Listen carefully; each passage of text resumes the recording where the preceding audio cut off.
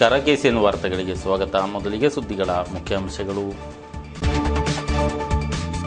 ಮಳೆ ಹಾನಿ ಕಡಿಮೆಯಾಗಿಯೂ ವಿದ್ಯುತ್ ಕಣ್ಣ ಮುಚ್ಚಾಲೆಗೆ ಕಮ್ಮಿ ಇಲ್ಲ. ಕತ್ತಲೆಯಲ್ಲಿ ಕಾಸರಗೋಡು, ಜನರೋಷ ತೀವ್ರ. ಸೊಳ್ಳೆ ಉತ್ಪತ್ತಿ ಕೇಂದ್ರವಾಗಿ ಸರ್ಕಾರಿ ಕಾಲೇಜು, ವಿದ್ಯಾರ್ಥಿಗಳು ಜ್ವರ ಭೀತಿಯಲ್ಲಿ. ಡೆಂಗ್ಯೂ ಪೀಡಿತ ವಿದ್ಯಾರ್ಥಿ ಆಸ್ಪತ್ರೆಗೆ. ಚೇರಂಗೈ ಕಸಬಾದಲ್ಲಿ ಕಡಲ್ ಕೊರೆತ ತೀವ್ರ, 25ರಷ್ಟು ಕುಟುಂಬ ಸ್ಥಳಾಂತರಕ್ಕೆ ಕ್ರಮ. ತಡೆಗೋಡೆ ನಿರ್ಮಾಣದಲ್ಲಿ ಭ್ರಷ್ಟಾಚಾರ ಆರೋಪ, ಬಿಜೆಪಿ ಧರಣಿಯಲ್ಲಿ ಪ್ರತಿಭಟನಾಗ್ನಿ. ವಿವರವಾದ ಸುದ್ದಿಗಳು. ಮುಂಗಾರು ಮಳೆಯು ಹಿಂದಿನ ವರ್ಷಗಳಿಗೆ ಹೋಲಿಸಿದಲ್ಲಿ ಅಷ್ಟೊಂದು ಶಕ್ತಿಶಾಲಿಯಾಗಿಲ್ಲವಾದರೂ ವಿದ್ಯುತ್ ಮೋಟಕ್ಕೂ ಈ ಬಾರಿ ಹಿಂದೆಂದಿಗಿಂತಲೂ ತೀವ್ರವಾಗಿ ಕಾಡುತ್ತಿದೆ. ಹಿಂದಿನ ವರ್ಷಗಳಲ್ಲಿ ಜೋರಾಗಿ ಗಾಳಿ ಮಳೆ ಬೀಸಿ ಹೊಡೆದು ವಿದ್ಯುತ್ ತಂತಿಗಳು ತುಂಡರಿಸುವ ಸಹಿತ ಸಂದರ್ಭಗಳಲ್ಲಿ ಮಾತ್ರ ವಿದ್ಯುತ್ ಕಡಿತವಾದರೆ ಈ ಬಾರಿ ಆಗಸದಲ್ಲಿ ಮುಗಿಲೊಂದು ಕಾಣಿಸಿಕೊಂಡರೆ ಮತ್ತೆ ಗಂಟೆಗಳ ಕಾಲ ಕರೆಂಟು ಕೈಕೊಡುತ್ತದೆ. ಇದೀಗ ಕಾಸರಗೋಡು ಆಸುಪಾಸಿನ ಪ್ರದೇಶಗಳು ಕಳೆದ 3 ದಿನಗಳಿಂದ ಸಂಪೂರ್ಣ ಕತ್ತಲೆಯಲ್ಲಿ ಕಳೆಯುವಂತಾಗಿದೆ. ಕೆಲವೊಮ್ಮೆ ಕಣ್ಣು ಮಿಟುಕಿಸುವಂತೆ ವಿದ್ಯುತ್ ಬರುವುದು ಹೋಗುವುದು ಇರುತ್ತದೆ. ದೊಡ್ಡ ಮಟ್ಟಿಗೆ ಮಳೆ ಸುರಿಯದೆ ಬೃಹತ್ ಮರಗಳು ಉರುಳದೆಯೂ ಕೂಡ ವಿದ್ಯುತ್ ಕಡಿದು ಹೋಗುವ ಕಾರಣವಾದರೂ ಏನೆಂದು ಗ್ರಾಹಕರು ಅಚ್ಚರಿಪಡುತ್ತಾರೆ. ಚೆರ್ಕಳ ವಿದ್ಯುತ್ ವಿಭಾಗ ವ್ಯಾಪ್ತಿಯಲ್ಲಿ ಬೋವಿಕಾನ, ಪೊವೆಲ್, ಹಿರಿಯಣಿ, ಕಾನತೂರು, ಪೈರ್ಪಳ್ಳ, ಕೋಟೂರು, ಮಲ್ಲ, ನೆಲ್ಲಿಕಾಡು, ಎಡನೀರು, ಬಾವಿಕೆರೆ, ಆಲೂರು, ಮೂಲನಡ್ಕ ಮೊದಲಾದ ಭಾಗಗಳಲ್ಲಿ ಕಳೆದ 3 ದಿನಗಳಿಂದ ವಿದ್ಯುತ್ ಮೊಟಕಾಗಿದೆ. ಇದು ಜನರ ನಿತ್ಯ ಬದುಕಿನ ಮೇಲೆ ತೀವ್ರ ರೀತಿಯ ಪರಿಣಾಮ ಬಿದ್ದಿದೆ. ವಿದ್ಯುತ್ ಕಣ್ಣು ಮುಚ್ಚಾಲೆಯು ಜನರೋಷ ತೀವ್ರಗೊಳಿಸಿದೆ. ವಿಶೇಷವಾಗಿ ರಂಜಾನ್ ಅವಧಿಯಲ್ಲಿ ಈ ರೀತಿ ಅನಗತ್ಯವಾಗಿ ಕರೆಂಟ್ ಕೈಕೊಡುತ್ತಿರುವುದು ವಿಶ್ವಾಸಿಗಳ ವ್ರತಾನುಷ್ಠಾನಕ್ಕೂ ಸಮಸ್ಯೆಯುಂಟಾಗಿದೆ. ವಿದ್ಯುತ್ ಇಲಾಖೆ ಬೇಜವಾಬ್ದಾರಿ ನಿಲುವಿನ ವಿರುದ್ಧ ಜನರು ರೋಷತಪ್ತರಾಗಿದ್ದಾರೆ. ಕಳೆದ ದಿನವಷ್ಟೇ ಚೆರ್ಕಳದ ನಾಗರಿಕರು ವಿದ್ಯುತ್ ಅಧಿಕಾರಿಯನ್ನು ಕಚೇರಿಯೊಳಗೆ ಕೂಡಿ ಹಾಕಿದ್ದರು. ಪೊವೆಲ್ನಲ್ಲಿ ಜನರು ಚಿಮಿಣಿ ದೀಪ ಎತ್ತಿ ಮೆರವಣಿಗೆ ನಡೆಸಿ ಪ್ರತಿಭಟನೆ ನಡೆಸಿದ್ದರು. ಆದರೆ ಅಗತ್ಯಕ್ಕೆ ನೌಕರರು ಸೌಕರ್ಯವೂ ಇಲ್ಲದೆ ತಮ್ಮಿಂದ ಏನೂ ಮಾಡಲು ಸಾಧ್ಯವಿಲ್ಲವೆಂದು ವಿದ್ಯುತ್ ಇಲಾಖಾಧಿಕಾರಿಗಳು ಸಮಜಾಯಿಷಿ ನೀಡುತ್ತಾರೆ. ಉಪ್ಪಳ, ಕುಂಬಳೆ ವಿದ್ಯುತ್ ಕಚೇರಿ ವ್ಯಾಪ್ತಿಯಲ್ಲೂ ವಿದ್ಯುತ್ ಸಮಸ್ಯೆ ಜನಜೀವನವನ್ನು ಕಾಡಿದೆ. ನಾಡು ನಗರಗಳು ಸ್ವಚ್ಛ ಭಾರತ್ ಅನ್ನು ಕೊಂಡಾಡುತ್ತಿರುವಾಗ ಇತ್ತ ಕಾಸರಗೋಡು ಸರ್ಕಾರಿ ಕಾಲೇಜು ತ್ಯಾಜ್ಯದ ನೆಲೆವೀಡಾಗಿ ಮಾರ್ಪಟ್ಟಿದೆ. ಪೂರಕ ಎಂಬಂತೆ ಸೊಳ್ಳೆಗಳ ವಿಹಾರ ಕೇಂದ್ರವಾಗಿದೆ. ಕಾಲೇಜಿನ ವಿದ್ಯಾರ್ಥಿಗಳ ಅನೇಕರು ಮಾರಕ ಸೋಂಕು ಜ್ವರದಿಂದ ಬಳಲುತ್ತಿದ್ದು, ಈ ಪೈಕಿ ಓರ್ವ ವಿದ್ಯಾರ್ಥಿಯನ್ನು ಡೆಂಗ್ಯೂ ಜ್ವರ ಬಾಧಿಸಿ ಆಸ್ಪತ್ರೆಗೆ ಸೇರಿಸಲಾಗಿದೆ. ಕಾಲೇಜು ವಾತಾವರಣದಲ್ಲಿ ಅಲ್ಲಲ್ಲಿ ತ್ಯಾಜ್ಯ ರಾಶಿ ಬಿದ್ದಿದೆ.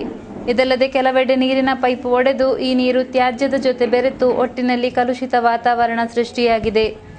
ಇದು ಕಾಲೇಜಿನ ಸ್ನಾತಕೋತ್ತರ ವಿಭಾಗ ಬ್ಲಾಕ್. ಮಿಕ್ಕ ತ್ಯಾಜ್ಯಗಳನ್ನು ಇಲ್ಲಿ ಉಪೇಕ್ಷಿಸಲಾಗುತ್ತಿದೆ. ತ್ಯಾಜ್ಯದ ಮೇಲೆ ಮಳೆ ನೀರು ಬಿದ್ದು ಆಹಾರ ಅವಶೇಷ ಸಹಿತ ತ್ಯಾಜ್ಯ ಕೊಳೆತು ಸೊಳ್ಳೆಗಳು ಸೃಷ್ಟಿಯಾಗಿವೆ. ಭಾರೀ ಗಾತ್ರದ ಸೊಳ್ಳೆಗಳು ಗುಯಿಂಗುಡುತ್ತಾ ಕಾಲೇಜಿನಲ್ಲಿ ರಾರಾಜಿಸುತ್ತಿದ್ದು ವಿದ್ಯಾರ್ಥಿಗಳು ಆತಂಕಿತರಾಗಿದ್ದಾರೆ.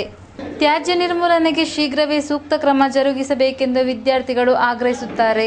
ನಮ್ಮ ಕಾಲೇಜಿನ ಮ್ಯಾಥ್ಸ್ ಡಿಪಾರ್ಟ್ಮೆಂಟಿನ ಹಿಂಭಾಗದಲ್ಲಿ ಕಾಡು ತುಂಬಿ ಹೋಗುವುದರಿಂದ ನುಸಿಗಳ ಹಾವಳಿ ಹೆಚ್ಚಾಗಿರುತ್ತದೆ.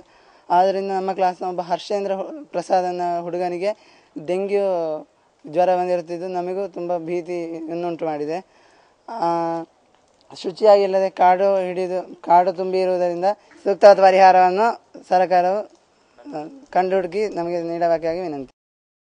ತ್ಯಾಜ್ಯ ನಿರ್ಮೂಲನಕ್ಕೆ ತ್ವರಿತ ಕ್ರಮ ಕೈಗೊಂಡಿರುವುದಾಗಿಯೂ ಇಲ್ಲಿ ವಿದ್ಯಾರ್ಥಿಗಳು ಮಾಲಿನ್ಯ ನಿಕ್ಷೇಪಿಸುತ್ತಿಲ್ಲವೆಂದು ಕಾಲೇಜು ಪ್ರಾಂಶುಪಾಲರು ತಿಳಿಸಿದ್ದಾರೆ. ಅಂತೂ ಕಾಲೇಜು ವಿದ್ಯಾರ್ಥಿಗಳು ಆತಂಕದಿಂದಲೇ ವಿದ್ಯಾರ್ಜನೆಗೈಯುತ್ತಿದ್ದಾರೆ. ಸಮುದ್ರ ತಡೆಗೋಡೆ ನಿರ್ಮಾಣದಲ್ಲಿ ಭ್ರಷ್ಟಾಚಾರ ನಡೆದಿರುವುದಾಗಿ ಆರೋಪಿಸಿ ಬಿಜೆಪಿ ಪ್ರತಿಭಟನೆ.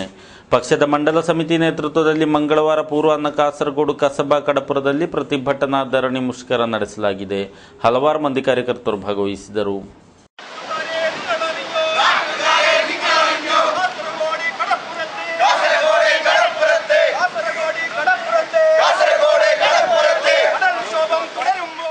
ಕಾಸರಗೋಡು ಸಮುದ್ರ ತೀರಗಳಲ್ಲಿ ಕಡಲ್ ಕೊರೆತ ತಡೆಗಾಗಿ ತಡೆಗೋಡೆ ನಿರ್ಮಿಸುವುದರಲ್ಲಿ ವ್ಯಾಪಕ ಭ್ರಷ್ಟಾಚಾರ ನಡೆದಿದೆ. ಈ ಬಗ್ಗೆ ಸಮಗ್ರ ತನಿಖೆ ನಡೆಸಬೇಕೆಂದು ಬಿಜೆಪಿ ಒತ್ತಾಯಿಸಿದೆ. ಧರಣಿ ಮುಷ್ಕರವನ್ನು ಬಿಜೆಪಿ ರಾಜ್ಯ ಸಮಿತಿ ಸದಸ್ಯ ಪಿ ರಮೇಶ್ ಉದ್ಘಾಟಿಸಿದ್ದಾರೆ. ಸರ್ಕಾರವು ಕಡಲ್ಕೊರೆತ ಪರಿಹಾರಕ್ಕಾಗಿ ಮೀಸಲಿರಿಸಿದ ಮೊತ್ತವನ್ನು ಸಮರ್ಪಕವಾಗಿ ಬಳಸಿಲ್ಲವೆಂದು ಅವರು ಆರೋಪಿಸಿದರು. ಮಳೆಯು ಸುರಿಯುತ್ತಿರುವಂತೆ ಕಡಲುಬ್ಬರ ಮತ್ತಷ್ಟು ತೀವ್ರಗೊಂಡಿದೆ. ಜಿಲ್ಲೆಯ ವಿವಿಧೆಡೆಗಳಲ್ಲಿ ಕಡಲ್ಕೊರೆತ ತೀವ್ರವಾಗಿದ್ದು ಇಡೀ ತೀರ ಪ್ರದೇಶವು ಆತಂಕಿತವಾಗಿದೆ. ಕಾಸರಗೋಡಿನ ಚೇರಂಗೈ ಕಸಬಾ ಕಡಪುರದಲ್ಲಿ ಸಾಗರವು ಸುನಾಮಿಯಂತೆ ಉಕ್ಕೇರುತ್ತಿದೆ. ತೀರ ರಸ್ತೆಗಳನ್ನು ಸಮುದ್ರ ನುಂಗಿದ್ದು ಖಾಸಗಿ ವ್ಯಕ್ತಿಗಳ ತೆಂಗು ಸಹಿತ ಮರಗಳು ಕೊಚ್ಚಿ ಹೋಗಿವೆ. ಅನೇಕ ಮನೆಗಳು ಆತಂಕದಲ್ಲಿವೆ. ಈ ಪ್ರದೇಶಗಳಿಂದ 25ರಷ್ಟು ಕುಟುಂಬಗಳ ಸ್ಥಳಾಂತರಕ್ಕೆ ಜಿಲ್ಲಾ ಆಡಳಿತ ವರ್ಗ ನಿರ್ದೇಶಿಸಿದೆ. 120ರಷ್ಟು ಮನೆಗಳು ಆತಂಕದಲ್ಲಿರುವುದಾಗಿಯೂ ಇನ್ನಷ್ಟು ಕುಟುಂಬಗಳನ್ನು ಸ್ಥಳಾಂತರಿಸಬೇಕೆಂದು ಅಧಿಕೃತರು ಹೇಳುತ್ತಿದ್ದಾರೆ. ಜಿಲ್ಲಾ ಹೆಚ್ಚುವರಿ ದಂಡನಾಧಿಕಾರಿ ಎಚ್ ದಿನೇಶನ್ ನೇತೃತ್ವದ ಜಿಲ್ಲಾ ಮಟ್ಟದ ಅಧಿಕಾರಿಗಳು, ನಗರಸಭೆ ಪ್ರತಿನಿಧಿಗಳು ಸೋಮವಾರ ಕಡಪುರ ಪ್ರದೇಶಗಳಿಗೆ ಭೇಟಿ ಇತ್ತು ಅವಲೋಕನ ನಡೆಸಿದರು. ಭಾನುವಾರ ಶಾಸಕ ಎನ್.ಎನ್. ನೆಲ್ಲಿಕುನ್ನು ಸ್ಥಳಕ್ಕಾಗಮಿಸಿದ್ದು ಸಂಬಂಧಿತ ಅಧಿಕಾರಿಗಳಿಗೆ ಅಗತ್ಯ ಕ್ರಮ ಕೈಗೊಳ್ಳುವಂತೆ ನಿರ್ದೇಶಿಸಿದ್ದರು. ಚೇರಂಗೈ ಕಡಪುರ ನಿವಾಸಿ ಬಾಲಕೃಷ್ಣನ್ ಎಂಬವರ ಮನೆಯೊಳಗೆ ನೀರು ಹರಿದಿದ್ದು ಕಾವೇರಿ ಎಂಬವರ ಮನೆಗೆ ಹಾನಿಯಾಗಿದೆ. ಇನ್ನು ಅನೇಕ ಮನೆಗಳು ಭೀತಿಯಲ್ಲಿವೆ. ಪ್ರದೇಶದ ಬಾವಿಗಳಲ್ಲಿ ಸಮುದ್ರದ ಉಪ್ಪು ನೀರು ಹರಿದು ತುಂಬಿಕೊಂಡಿವೆ. ಇದಲ್ಲದೆ ಕಸಬಾ ಕಡಪುರದಲ್ಲೂ ಸಾಗರ ನರ್ತನವು ವಿಪರೀತವಾಗಿದೆ. ಮಂಜೇಶ್ವರ ಗೋವಿಂದ ಪೈ ಕಾಲೇಜಿನ UPS ಬ್ಯಾಟರಿ ಕಳವುಗೀಡಾದ ಪ್ರಕರಣದಲ್ಲಿ ಆರೋಪಿಯನ್ನು ಸೆರೆ ಹಿಡಿಯಲಾಗಿದೆ. ಕಾಲೇಜು ಪೇದೆ ಮಲಪುರಂನ ಪೋತಂಗೋಡು ನಿವಾಸಿ ಅನ್ವರ್ ಸಾದಿಕ್ 23 ಬಂಧಿತ. ಮಂಗಳವಾರ ಬೆಳಿಗ್ಗೆ ಮಂಜೇಶ್ವರ ಚೆಕ್ಪೋಸ್ಟ್ ಬಳಿ ಮಂಜೇಶ್ವರ ಠಾಣಾಧಿಕಾರಿ ವಿಜಯನ್ ನೇತೃತ್ವದ ಪೊಲೀಸ್ ತಂಡ ಸೆರೆ ಹಿಡಿದಿದೆ. ಸೋಮವಾರ ಮಂಜೇಶ್ವರ ಗೋವಿಂದ ಪೈ ಕಾಲೇಜಿನಲ್ಲಿ ಕಂಪ್ಯೂಟರ್ UPSನ 8 ಬ್ಯಾಟರಿ ಕಳವುಗೀಡಾಗಿತ್ತು. ಈ ಕುರಿತು ಮಂಜೇಶ್ವರ ಠಾಣೆಯಲ್ಲಿ ದೂರು ದಾಖಲಾಗಿತ್ತು. ಮಂಗಳವಾರ ಬೆಳಿಗ್ಗೆ ಕಾಲೇಜ್ ಪೇದೆ ಅನ್ವರ್ ಸಾದಿಕ್ನು ಕಾರಿನಲ್ಲಿ ತೆರಳುತ್ತಿದ್ದಾಗ ಚೆಕ್ಪೋಸ್ಟ್ ಬಳಿ ಇಂಧನ ಮುಗಿದು ಕಾರು ನಿಂತಿತ್ತು. ಈ ವೇಳೆ ಸ್ಥಳೀಯರ ಗಮನಕ್ಕೆ ಅಚಾನಕ್ಕಾಗಿ ಕಾರಿನೊಳಗೆ ಕಾಲೇಜಿನಲ್ಲಿ ಕಳವಾಗಿದ್ದ ಬ್ಯಾಟರಿ ಕಂಡುಬಂದಿದ್ದು ತಕ್ಷಣ ಪೊಲೀಸರಿಗೆ ಮಾಹಿತಿ ನೀಡಿದ್ದಾರೆ. ಸುದ್ದಿ ಅರಿತು ಸ್ಥಳಕ್ಕೆ ದೌಡಾಯಿಸಿದ ಪೊಲೀಸರು ಆರೋಪಿಯನ್ನು ಬಂಧಿಸಿದ್ದು ಬ್ಯಾಟರಿಗಳನ್ನು ವಶಪಡಿಸಿದರು. ಬಳಿಕ ಆರೋಪಿಯನ್ನು ಕೋರ್ಟ್ಗೆ ಹಾಜರುಪಡಿಸಲಾಗಿ ರಿಮಾಂಡ್ ವಿಧಿಸಲಾಯಿತು. ಪಡಿತರ ಚೀಟಿದಾರರ ಮಾಹಿತಿಗಳನ್ನು ಡಿಜಿಟಲ್ ತಂತ್ರಜ್ಞಾನದಲ್ಲಿ ಅಳವಡಿಸಲು ರಾಜ್ಯ ನಾಗರಿಕ ಆಹಾರ ಪೂರೈಕೆ ಇಲಾಖೆ ನಿರ್ಧರಿಸಿದ್ದು ಈ ಬಗ್ಗೆ ಕಾರ್ಯ ಆರಂಭಗೊಂಡಿದೆ. ಆಹಾರ ಭದ್ರತಾ ಕಾನೂನು ಪ್ರಕಾರ ರೇಷನ್ ವಿತರಿಸಲು ತೀರ್ಮಾನಿಸಿದ ಹಿನ್ನೆಲೆಯಲ್ಲಿ ಕ್ರಮ ಕೈಗೊಳ್ಳಲಾಗಿದೆ. ರೇಷನ್ ವಿತರಣಾ ವಲಯವನ್ನು ಪೂರ್ತಿಯಾಗಿ ಕಂಪ್ಯೂಟರೀಕೃತಗೊಳಿಸಲು 6 ಬಹುರಾಷ್ಟ್ರೀಯ ಸಂಸ್ಥೆಗಳು ಮುಂದಕ್ಕೆ ಬಂದಿವೆ. ಕಂಪ್ಯೂಟರೀಕರಣ ಯೋಜನೆ ಬಗ್ಗೆ ಸಮಗ್ರ ವರದಿ ಸಲ್ಲಿಸುವಂತೆ 6 ಸಂಸ್ಥೆಗಳಿಗೆ ಸರ್ಕಾರ ಸೂಚಿಸಿದ್ದು ಅವುಗಳನ್ನು ಪರಿಶೀಲಿಸಿದ ಬಳಿಕ ಆಯ್ದ ಸಂಸ್ಥೆಗಳಿಗೆ ಜವಾಬ್ದಾರಿ ನೀಡಲಿದೆ. ಮತ್ತೊಂದೆಡೆ ರೇಷನ್ ನವೀಕರಣೆ ಪ್ರಕ್ರಿಯೆಗೂ ಚಾಲನೆ ನೀಡಲಾಗಿದ್ದು ಚಿಕ್ಕ ಗಾತ್ರದ ಕಾರ್ಡುಗಳನ್ನು ತಯಾರಿಸಲಾಗುತ್ತಿದೆ. ಪ್ರತಿ ಕಾರ್ಡಿಗೆ ಕನಿಷ್ಠ 50 ರೂಪಾಯಿ ವೆಚ್ಚ ತಗುಲುತ್ತಿದ್ದು ಇದನ್ನು ಕಾರ್ಡು ಮಾಲಕರಿಂದಲೇ ವಸೂಲಿ ಮಾಡಲು ಚಿಂತಿಸಲಾಗಿದೆ. ಕಳೆದ ದಿನ ಮೃತರಾದ ಹಿರಿಯ ಯಕ್ಷಗಾನ ಕಲಾವಿದ ಅಡೂರ್ ಶ್ರೀಧರ್ ರಾವ್ ಅವರ ಅಂತ್ಯ ಸಂಸ್ಕಾರ ಭಾರೀ ಜನಸ್ತೋಮದ ಸಮ್ಮುಖದಲ್ಲಿ ಅಡೂರಿನಲ್ಲಿ ನೆರವೇರಿತು. ಸೋಮವಾರ ಸಂಜೆ ಸಂಪ್ರದಾಯ ಪ್ರಕಾರ ವಿಧಿವಿಧಾನ ನಡೆಯಿತು. ಯಕ್ಷಗಾನದಲ್ಲಿ ಮುಖವರ್ಣಿಕೆ ತಯಾರಿಯಲ್ಲಿ ವಿಖ್ಯಾತರಾದ ಇವರು ಅಡೂರು ಶ್ರೀ ಮಹಾಲಿಂಗೇಶ್ವರ ಯಕ್ಷಗಾನ ಮೇಳದ ಸಾರಥಿಯಾಗಿದ್ದರು. ಮೃತರು ಪತ್ನಿ ಶಾಂಭವಿ, ಮಕ್ಕಳಾದ ಡಾಕ್ಟರ್ ಸಂತೋಷ್, ಡಾಕ್ಟರ್ ಪ್ರಶಾಂತ್ ಹಾಗೂ ಅಪಾರ ಅಭಿಮಾನಿಗಳನ್ನು ಹೊಂದಿದ್ದಾರೆ.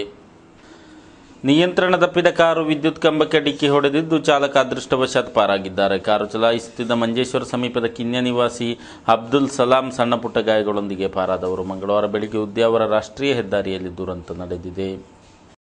ಅಬ್ದುಲ್ ಸಲಾಮರು ಉಪ್ಪಳದಿಂದ ಕಿನ್ಯಕ್ಕೆ ಮರಳುತ್ತಿದ್ದಾಗ ಉದ್ಯಾವರ ಬಳಿ ಕಾರ್ನ ನಿಯಂತ್ರಣ ತಪ್ಪಿ ವಿದ್ಯುತ್ ಕಂಬಕ್ಕೆ ಡಿಕ್ಕಿ ಹೊಡೆದಿದೆ. ಪರಿಣಾಮ ಕಂಬ ಕಾರಿನ ಮೇಲೆ ಬಿದ್ದಿದ್ದು ಸಲಾಮರು ಸಣ್ಣ ಪುಟ್ಟ ಗಾಯಗಳೊಂದಿಗೆ ಪಾರಾಗಿದ್ದಾರೆ. ಕಾರ್ನ ಮೇಲೆ ಬಿದ್ದಿದ್ದ ಕಂಬವನ್ನು ಊರವರು ಸರಿಸಿದ್ದು ಬಳಿಕ ಪೊಲೀಸರು ಹಾಗೂ ವಿದ್ಯುತ್ ಇಲಾಖಾ ಅಧಿಕಾರಿಗಳು ಘಟನಾ ಸ್ಥಳಕ್ಕಾಗಮಿಸಿ ಬದಲಿ ಕಂಬ ಸ್ಥಾಪಿಸಿದರು. ಅಕ್ರಮವಾಗಿ ವಿದೇಶಿ ನೋಟುಗಳನ್ನು ವಿದೇಶಕ್ಕೆ ಸಾಗಿಸಲು ಯತ್ನಿಸುತ್ತಿದ್ದ ಕಾಸರಗೋಡು ನಿವಾಸಿಯನ್ನು ಬಂಧಿಸಲಾಗಿದೆ. ಚೆಮ್ನಾಡು ಸಮೀಪದ ಪೆರುಂಬಳ ನಿವಾಸಿ ಅಬ್ದುಲ್ ಖಾದರ್ ಬಂಧಿತ. ಮಂಗಳೂರು ವಿಮಾನ ನಿಲ್ದಾಣದಲ್ಲಿ ಕಸ್ಟಮ್ಸ್ ಅಧಿಕಾರಿಗಳು ಈತನನ್ನು ಬಂಧಿಸಿದ್ದಾರೆ. ಬಜ್ಪೆ ನಿಲ್ದಾಣದ ಮೂಲಕ ದುಬೈಗೆ ವಿದೇಶಿ ಕರೆನ್ಸಿ ಸಾಗಿಸಲು ಈತ ಪ್ರಯತ್ನ ಪಟ್ಟಿದ್ದಾನೆ. ಈತನ ಚಲನವಲನದಿಂದ ಸಂಶಯಗೊಂಡ ಅಧಿಕಾರಿಗಳು ಆರೋಪಿಯ ಲಗೇಜ್ ಅನ್ನು ಹೆಚ್ಚಿನ ತಪಾಸಣೆಗೆ ಒಳಪಡಿಸಿದ್ದು ಈ ವೇಳೆ ಭಾರೀ ಮೌಲ್ಯದ ವಿದೇಶಿ ನೋಟುಗಳು ಪತ್ತೆಯಾಗಿವೆ. ತಕ್ಷಣ ವಶಕ್ಕೆ ಪಡೆದ ಅಧಿಕಾರಿಗಳು ಪ್ರಾಥಮಿಕ ತನಿಖೆ ನಡೆಸಿ ಅಬ್ದುಲ್ ಖಾದರ್ನನ್ನು ಸ್ಥಳೀಯ ಪೊಲೀಸರಿಗೆ ಒಪ್ಪಿಸಿದ್ದಾರೆ. ತುಂಡಾಗಿ ಬಿದ್ದಿದ್ದ ವಿದ್ಯುತ್ ತಂತಿ ಸ್ಪರ್ಶಿಸಿ ಯುವಕ ಮೃತಪಟ್ಟ ದಾರುಣ ಘಟನೆ ನಡೆದಿದೆ. ಮಂಜೇಶ್ವರ ವರ್ಕಾಡಿಯ ಸುಳ್ಯಮೆ ನಿವಾಸಿ ಚಂದ್ರಹಾಸ ಎಂಬವರ ಪುತ್ರ 25ರ ಹರೆಯದ ಸುಜಿತ್ ಶೆಟ್ಟಿ ಮೃತ ಯುವಕ. ಸೋಮವಾರ ರಾತ್ರಿ ಮನೆ ಸಮೀಪ ತೋಟದಲ್ಲಿ ನಡೆದು ಹೋಗುತ್ತಿದ್ದಾಗ ದುರ್ಘಟನೆ ನಡೆದಿದೆ. ರಾಜ್ಯದಲ್ಲಿ ವಿದ್ಯುತ್ ಸಮಸ್ಯೆ ತೀವ್ರವಾಗುತ್ತಿರುವ ಹಿನ್ನೆಲೆಯಲ್ಲಿ ಜೆಸಿಸ್ ಕಾರ್ಯಕರ್ತರು ವಿದ್ಯುತ್ ಸಂರಕ್ಷಣಾ ಚಟುವಟಿಕೆಗಳೊಂದಿಗೆ ಕಣಕ್ಕಿಳಿದಿದ್ದಾರೆ. ವಿದ್ಯುತ್ ಇಲಾಖೆಯ ಕಾಞಂಗಾಡು ವಿಭಾಗೀಯ ಕಚೇರಿಯ ಸಹಕಾರದೊಂದಿಗೆ ಸಂರಕ್ಷಣಾ ಚಟುವಟಿಕೆಗಳ ಅಂಗವಾಗಿ ಶಾಲೆಗಳನ್ನು ಕೇಂದ್ರೀಕರಿಸಿ ಕಾರ್ಯಾಗಾರ ಸಹಿತ ಜಾಗೃತಿ ಕಾರ್ಯಕ್ರಮ ಹಮ್ಮಿಕೊಳ್ಳಲಾಯಿತು. ಇದರಂತೆ ಕಾಞಂಗಾಡಿನ ಎಲ್ಲ ಈಸ್ಟ್ ಹೈಯರ್ ಸೆಕೆಂಡರಿ ಶಾಲೆಯಲ್ಲಿ ಕಾರ್ಯಾಗಾರ ನಡೆಸಲಾಯಿತು. ವಿದ್ಯಾರ್ಥಿಗಳ ಸಹಿತ ಅಪಾರ ಸಂಖ್ಯೆಯ ಮಂದಿ ಭಾಗವಹಿಸಿದ್ದರು. ಕಾರ್ಯಕ್ರಮವನ್ನು ಜಿಲ್ಲಾ ವಿದ್ಯಾಧಿಕಾರಿ ಸೌಮಿನಿ ಕಲ್ಲತ್ ಉದ್ಘಾಟಿಸಿದರು.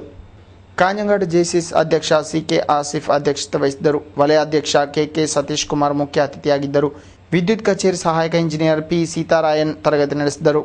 പല സമയത്തും തടസ്സത്തോടു കൂടിയാണ് ഇപ്പോൾ ലഭിക്കുന്നത്. എല്ലാവർക്കും അറിയാം. അത് വൈദ്യുതി എന്ന് പറയുമ്പോൾ അതിൻ്റെ ഗുണങ്ങളെക്കുറിച്ച് ഒരുപാട് നമ്മൾ പറയുമെങ്കിലും നമ്മുടെ വീട്ടിൽ സപ്ലൈ പോകുമ്പോൾ എല്ലാവരും വളരെ വിഷമത്തോടെ ഇതിനെ കൈകാര്യം ചെയ്യുന്ന ഉദ്യോഗസ്ഥരെ ഒരു പക്ഷേ ശപിച്ചുകൊണ്ട് ഒരു ചെറിയൊരു പരിധിവരെ ശപിച്ചുകൊണ്ടും പിന്നെ ഈ അടുത്ത് ഒരു സെക്ഷൻ ഓഫീസിൽ വൈദ്യുതി പോയപ്പോൾ വൈദ്യുതി ഓഫീസിൽ വിളിച്ച് ചീത്ത വിളിക്കുകയാണ്. ചീത്ത മാത്രമല്ല അദ്ദേഹത്തിന് ജാതി പേരടക്കം വിളിച്ച് ആക്ഷേപിക്കുന്ന അവസ്ഥ പോലീസ് സ്റ്റേഷനിൽ പോകേണ്ടി വന്നു. അപ്പോൾ ജനങ്ങൾക്ക് തടസ്സമുണ്ടായി കഴിഞ്ഞാൽ അതായത് ഒരു മിനിറ്റ് പോലും വൈദ്യുതി പോയാൽ അത് സഹിക്കാൻ പറ്റാത്ത ഒരു മാനസികാവസ്ഥയിലേക്ക് നമ്മളൊക്കെ മാറി. ಮುಖ್ಯೋಪಾಧ್ಯಾಯ L Vasanthan, V Krishnan, Dileep T, Joseph, Shaila Mathew, V Sreejith ಮೊದಲಾದವರು ಮಾತನಾಡಿದರು. ಬಸ್ಸು ತಂಗುದಾಣ ಬಳಿ ಹುಡುಗಿಯರಿಗೆ ಚುಡಾಯಿಸಿದಾತನಿಗೆ ಪೊಲೀಸರು ಆತಿಥ್ಯ ನೀಡಿ ಬಿಟ್ಟಿದ್ದಾರೆ. ಮಂಗಳವಾರ ಬೆಳಿಗ್ಗೆ ಬದಿಯಡ್ಕದ ಮವ್ವಾರು ಬಸ್ ತಂಗುದಾಣದಲ್ಲಿ ಅಡೂರು ನಿವಾಸಿಯಾಗಿರೋ ಯುವತಿಯರ ಸೆಲ್ ನಂಬರ್ ನೀಡುವಂತೆ ಚುಡಾಯಿಸಿದ್ದು ಇದನ್ನು ಗಮನಿಸಿದ್ದ ಊರವರು ಕೈಯಾರ ಹಿಡಿದು ತಕ್ಕ ಶಾಸ್ತಿ ಮಾಡಿ ಠಾಣೆಗೆ ಒಯ್ದು ಪೊಲೀಸರಿಗೆ ಒಪ್ಪಿಸಿದ್ದಾರೆ. ಕೊನೆಯಲ್ಲಿ ಮತ್ತೊಮ್ಮೆ ಸುದ್ದಿಗಳ ಮುಖ್ಯಾಂಶಗಳು. ಮಳೆ ಹಾನಿ ಕಡಿಮೆಯಾಗಿಯೂ ವಿದ್ಯುತ್ ಕಣ್ಣ ಮುಚ್ಚಾಲೆಗೆ ಕಮ್ಮಿ ಇಲ್ಲ. ಕತ್ತಲೆಯಲ್ಲಿ ಕಾಸರಗೋಡು, ಜನರೋಷ ತೀವ್ರ. ಸೊಳ್ಳೆ ಉತ್ಪತ್ತಿ ಕೇಂದ್ರವಾಗಿ ಸರ್ಕಾರಿ ಕಾಲೇಜು, ವಿದ್ಯಾರ್ಥಿಗಳು ಜ್ವರ ಭೀತಿಯಲ್ಲಿ. ಡೆಂಗ್ಯೂ ಪೀಡಿತ ವಿದ್ಯಾರ್ಥಿ ಆಸ್ಪತ್ರೆಗೆ. ಚೇರಂಗೈ ಕಸಬಾದಲ್ಲಿ ಕಡಲ್ ಕೊರೆತ ತೀವ್ರ, 25ರಷ್ಟು ಕುಟುಂಬ ಸ್ಥಳಾಂತರಕ್ಕೆ ಕ್ರಮ. ತಡೆಗೋಡೆ ನಿರ್ಮಾಣದಲ್ಲಿ ಭ್ರಷ್ಟಾಚಾರ ಆರೋಪ, ಬಿಜೆಪಿ ಧರಣಿಯಲ್ಲಿ ಪ್ರತಿಭಟನಾಗ್ನಿ. ಇದರೊಂದಿಗೆ ಸುದ್ದಿಗಳ ಈ ಸಂಚಿಕೆ ಮುಕ್ತಾಯವಾಯಿತು. ಮುಂದಿನ ವಾರ್ತೆಗಳೊಂದಿಗೆ ಮತ್ತೆ ಭೇಟಿಯಾಗೋಣ. ವಂದನೆಗಳು.